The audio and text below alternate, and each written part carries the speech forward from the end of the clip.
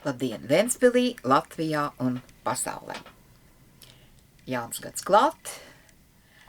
Līdz maija beigām jums ir dots laiks, lai sakārtot sevi, gan no iekšpuses, gan no ārpuses.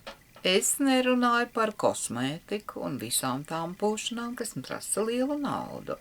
Iet runa par lietām, ko mēs varam izdarīt bez naudas, un pēc tam pat mazāk būs jātērē.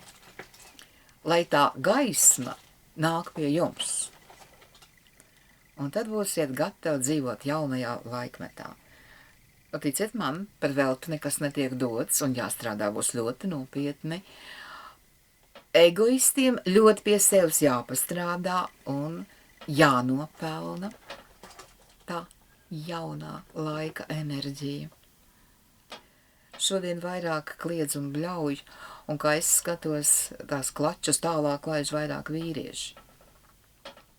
Pēc vīriešu uzvedības visā pasaulē šī mērīšanās ar krāniņiem un karošana, tas pats vien tik ir, tas tikai rāda, kā šī suga ir ļoti nobijusies. Atvainojiet tie vīrieši, par kuriem man ir prieks redzēt. Man ir prieks redzēt mūsu prezidentu. Es ieraudzīju jauno franču premjeru. Man viņš ļoti patīk. Arī kā sievietē man viņš patīk. Tas nekas, ka es vectanta, bet es to drēbi pazīstu. Vēl jau esmu dzīva. Un tā arī vajag dzīvot. Dzīvot vajag šodien, tūlīt un tagad. Beidziet šaubīties, aiziet, izdariet. Ja jums jāteic nē, sakiet nē. Ne jau tāpēc jūs pasaulē nākat, lai visiem patikt. Nu, noteikti, ka nē. Bet ja bez domāšanas dodat ar mīlestību, tad jau arī jūs to mīlestību saņemat. Jūs nedrīkstat no viena neko pieprasīt. Tam ir jānāk pašam. Un tur arī vajag laiku. Ir jābūt pacietīgiem. Tas, kas notiek medicīnā, bet tā kā man ir saziņa ar daudzām svešām zemēm, tad mums ir ļoti brīnišķīgi mediķi. Bet mums par viņiem jātur īkšķi. Sistēma ir draņķīga. Kārtības nekādas. Un neviens ne par ko neatbild. Bet tā nav mediķu vaina. Mums ir pārāk daudz domju, padomju, un gastīgi mums viss nav, kā, teiksim, manā pilsētā. Cilvēks strādā uz puslodes slimnīcā, uz pilnu slodzi, vēl citur, felšeris. Priecīgs atnāk mājās un sievai saka, man ir prēmija.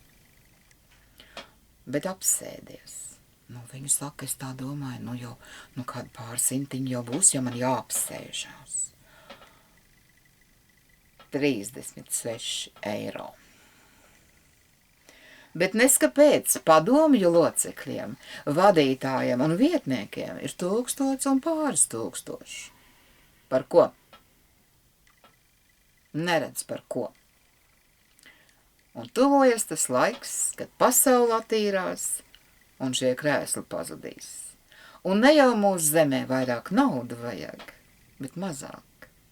Mēs vienkārši mācīsimies tērēt mazāk un no liekā atbrīvoties.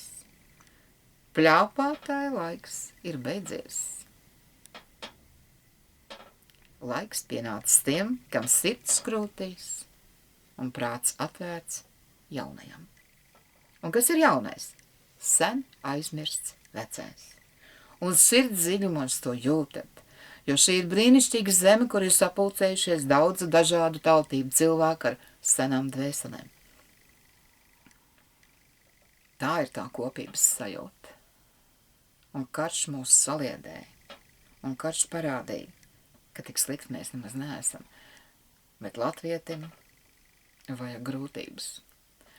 Latvietim vajag krīzi, un tad viņš parāda, ka viņš gan labs, gan gudrs, gan izdarīgs, gan strādīgs, gan ņiprs, lai dzīvo ņiprie latvieši.